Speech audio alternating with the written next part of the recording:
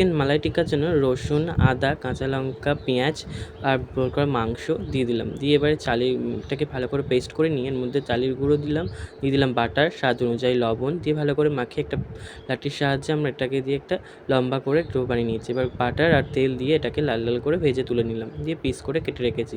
এদিকে কাঁচা লঙ্কা, পেঁয়াজ, কাজু বাদাম দিয়ে হালকা এটাকে ভেজে নিয়ে তুলে রাখলাম পেস্টের জন্য। এদিকে গরম মশলা ফোড়ন দিয়ে আদা রসুন পেস্ট দিয়ে দিলাম ওই পেস্টটা দিয়ে এবার জিরে গুঁড়ো, গোলমরিচ গুঁড়ো আর গরম মশলা দিয়ে ভালো করে কষিয়ে নিয়ে তারপরে ফ্যাটানো টক দইটা দিয়ে দেবো। ফ্যাটানো টক দইটা দিয়ে এটাকে ভালো করে কষিয়ে নিতে হবে।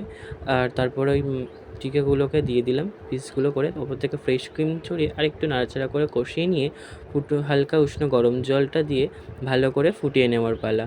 ফুটে উঠলে এবার ওর উপরে একটু কাসুরি মেথি ছড়িয়ে দিলাম, দিয়েই তৈরি হয়ে গেল গরম গরম চিকেন মালাই টিক্কা। তো প্রথমে এবার নানের সাথে খেতে দারুণ লাগে, দারুণ।